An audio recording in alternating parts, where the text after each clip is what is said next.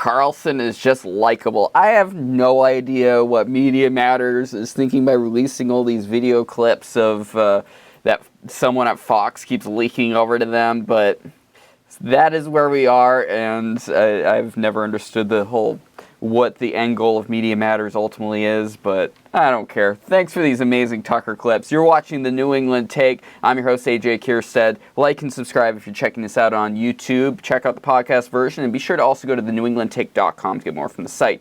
thenewenglandtake@gmail.com. Shoot me a message if you have any tips, or if you want to contribute to the show, looking for more contributors, partners, people who want to produce content, release their articles. I'm here for you. Reach out. So let's go to this first one that Actual Justice Warrior, which is a YouTuber, said, quote, "Breaking news, Tucker is fun to be around in private, makes jokes. Stay tuned tomorrow for more clips of Tucker being likable." 100% accurate. Like Matthew Gertz, who runs Media Matters, it has been releasing these clips, and it probably is ultimately going to help Fox News get out of their contract with them, but ultimately, generally, it's just going to greatly boost his likability because he's going to go into the digital world. Can I ask you a question? You don't have to answer. It's personal. I'm not speaking of you, but more in general of ladies. When they go to the ladies' room and powder their noses, is there actually nose powdering going on? Sometimes. Ooh. I like the sound of that. Most of the time it's lipstick. Do pillow fights ever break out? You don't have to. Not in the bathroom. Okay, not in the bathrooms. Okay. That'd be more a dorm activity. Okay. This is naughty precise nurse territory. I'm sorry. So you are such a good sport, such a good person. Thank you. So it just seems like it's a frat house kind of mentality at the Tucker Carlson show. I mean, that's the way it is. Many people don't like that, and they've left complaining, whining all over the place about it. Fine. You don't have to be there. That is not the place you should work. Some people like that sort of thing, though. Some people find it entertaining. Some people, I don't know, like to joke around the office and don't take everything so damn seriously, which is definitely a problem in many corporate atmospheres. It's probably part of the reason why Fox News also wanted to get rid of him. But let's go over to this other clip. This is over at his personal studio, and there is one swear in this. I'm going to try and mute dramatically so I don't have to change it for the for the show. Well, I feel great. You know, I can never assess my appearance. I wait for my postmenopausal fans to weigh in on that. My IFB. What? They want to control me from afar? Okay, I'm putting the leash on.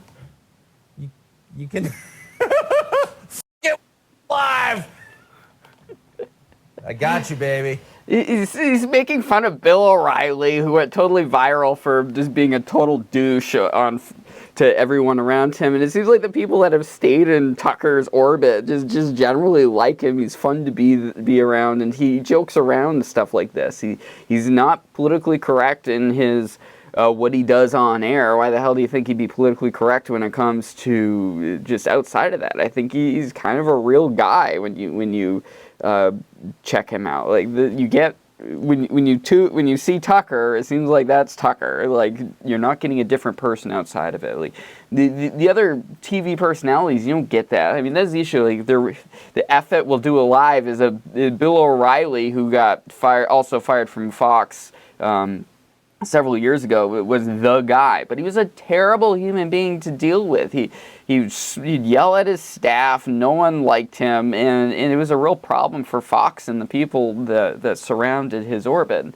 It's just, I don't mean to kiss Tucker's ass when it comes to this either, but that's the way it just seems. I mean, I will say there has been I've seen one thing.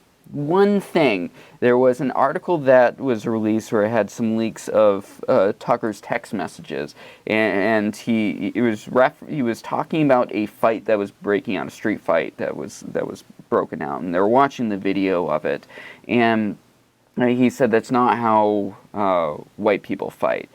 But literally the next message, he was taking that, like, I feel like I'm going down a route that is not healthy for me. It's not healthy for the world to go down, and to have that kind of approach of, I want to see these people fight each other isn't good. And the one thing that still stands out to me, even after all that, is the fact he referenced race in it. And I call out people on the left and the right when they do things like that.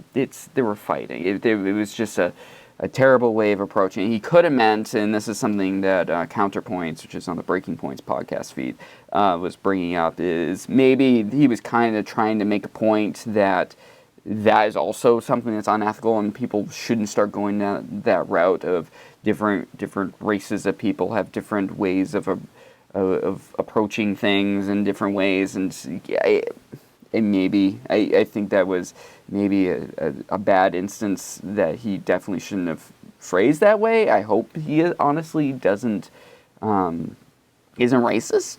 He doesn't seem to be. I mean, the people he interacts with seem to be multiracial and all sorts of backgrounds, as long as they're conservative, generally speaking. Generally, like I said before, it'll like him, but I don't know. That's the one thing that stood out to me, and I do have a problem with. And I hope he comes out. Like, a lot of this, he's not going to come out and publicly talk about any of this for a while. He's going to wait till his show is live, and he's going to use, I guarantee, those first couple of episodes when he goes entirely independent are going to be amazing, because he's just going to be able to just say whatever he wants to do. But the issue is right now he still is in the middle of a contract that he has to non-compete for a while. But, I mean, Fox keeps releasing these things to get him out of that contract. I think Fox should just keep their mouth shut and keep him quiet as long as possible, because I think it's going to hurt their bottom line. People are going to abandon that terrible Fox Nation platform that was that Tucker also had another clip where he was stomping on that terrible platform too, saying it doesn't work. I don't know why we're investing all this time and energy into a platform that people really can't utilize in any effective way. And he's correct. I don't know anyone that uses the Fox Nation. Everyone goes to YouTube. Like these little siloed platforms. Like, the main reason why I have the NewEnglandTake.com as a separate website is because I don't trust the platforms in the long run, and I want to be able to have a place that I would have been referencing forever to send people to. Like, I want to build out an email ecosystem, so if people want to submit their email, I can send them the episodes, and I have that backup. It's the same reason why I always talk about Breaking Points, because I think their business model is fantastic, where it's going individual subscribers, support them. That's a great way of doing it. And they have an ecosystem they use on their back end to handle it. Linus Tech Tips is a tech YouTuber. I think that's another one that, going down the video hosting, live streaming route, he's literally, with his team, built up an entire platform called Floatplane, where video creators can go on and do paid subscriptions and have a separate ecosystem with videos hosted on an entirely different platform. Same model of what Rumble's doing and Locals and all these different services. That's the future of media. It's not traditional broadcast. Traditional broadcast will still be there. I got the feeling a lot of shows like what I'm doing right now are going to try and go digital first, and it will also go on to these platforms. But the cable news way of doing things, where everyone's under a contract, you do cable broadcast first and foremost as the thing.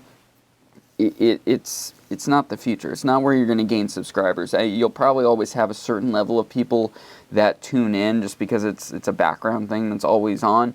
But people are becoming much more awakened. I don't want to say woke. Awakened to the fact Pfizer is funding half of these companies, and these pharmaceutical companies rule the roost for all them. These companies exist to make a profit.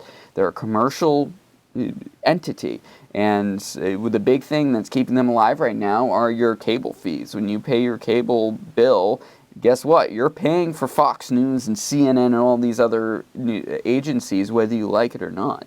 And once that dries up, as more and more people like myself, that I maybe had cable for 1 year, and it was the super basic version because it came with some package that I tried out with my internet provider, and I hated it, and I got rid of it. I subscribed to the Netflix, to the Hulu, to the Spotify. Like, these platforms are going to continue to gain more and more subscribers. They're going to fight amongst each other. Some of them will fall off, but that's definitely the way to go going forward.